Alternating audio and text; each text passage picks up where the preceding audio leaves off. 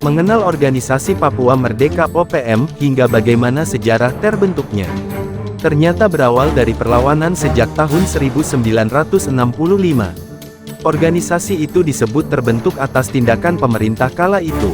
Organisasi Papua Merdeka (OPM) merupakan istilah umum bagi gerakan pro-kemerdekaan Papua yang dipicu atas sikap pemerintah Indonesia sejak tahun 1963. Menurut peneliti kajian Papua di Lembaga Ilmu Pengetahuan Indonesia, LIPI, gerakan pro-kemerdekaan Papua merupakan imbas dari perlakuan tidak adil yang diterima masyarakat Papua dari pemerintah Indonesia yang dianggap represif.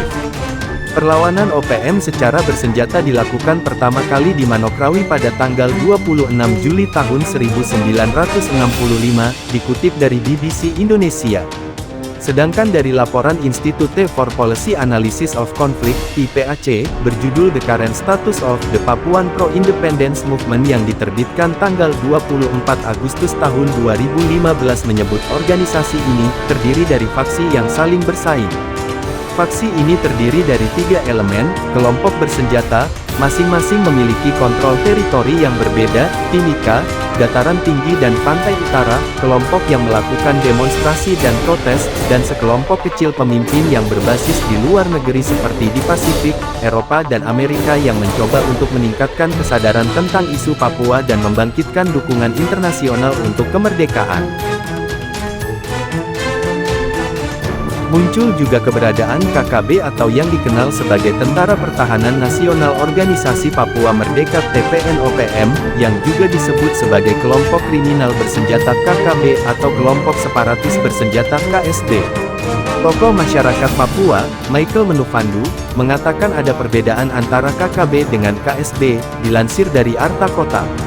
Pada Mei tahun 2015, kelompoknya menyatakan perang total revolusioner, dan mengklaim kelompok Goliat dan yang lainnya berada di bawah komandonya, tetapi tidak ada bukti yang mendukung ini. Sementara itu, Richard Hans Yoweni berbasis di Papua New Guinea, namun memiliki pengaruh kuat di sepanjang pantai utara. Lalu muncul Kelly Kwalik sebagai pimpinan OPM di Mimika.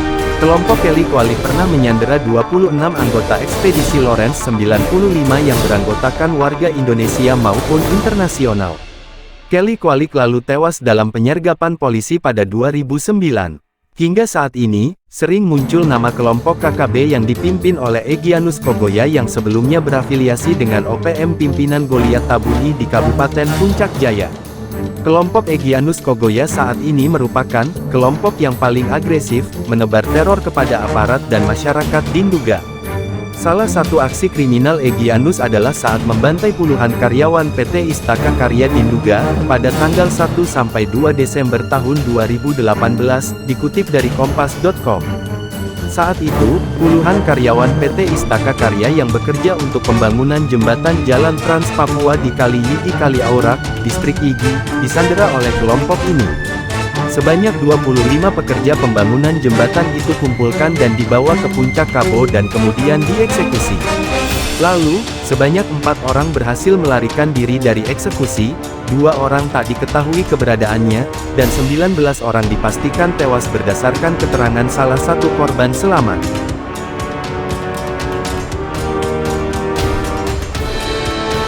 Berikut daftar panjang ketegangan TNI Polri vs KKB di Papua sejak 2020 hingga 2021. Brimob vs KKB diduga pada tanggal 11 Januari tahun 2020. TNI Polri vs KKB di Intan Jaya tanggal 18 Februari tahun 2020. 1 KKB tewas. Ketegangan diduga pada tanggal 26 Februari tahun 2020. KKB pimpinan Egyanus Kogoya menyerang pos TNI di Kampung Koteka, Distrik Kenyam, Nduga. 1 warga sipil tewas. Kontak senjata Brimob vs KKB pimpinan Gusti Waker di Distrik Tembagapura, Mimika pada tanggal 28 Februari tahun 2020. 1 Brimob meninggal dunia.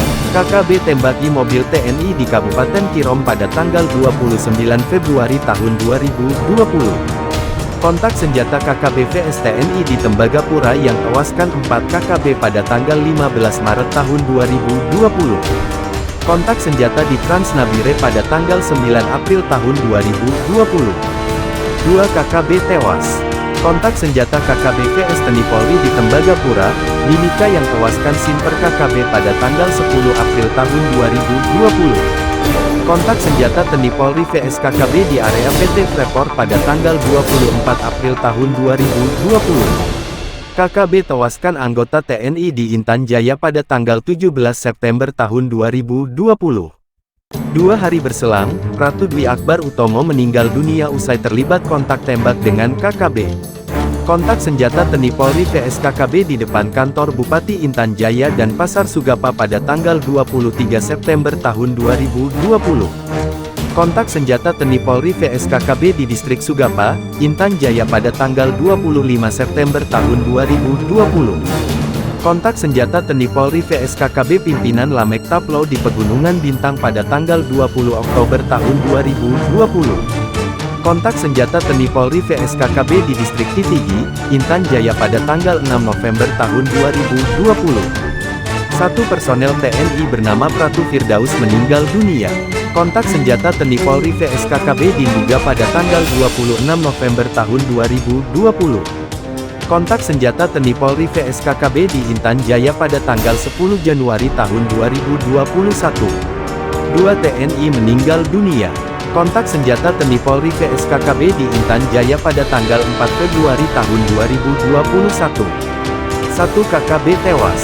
Kontak senjata TNI Polri vs KKB di Ilaga pada tanggal 10 Februari tahun 2021. Kontak senjata TNI Polri vs KKB di Ilaga pada tanggal 13 Februari tahun 2021. Kontak senjata TNI Polri vs KKB di Intan Jaya pada tanggal 15 Februari tahun 2021. Seorang anggota Satgas Rider 400 bernama Prada Ginanjar gugur dalam kontak senjata tersebut.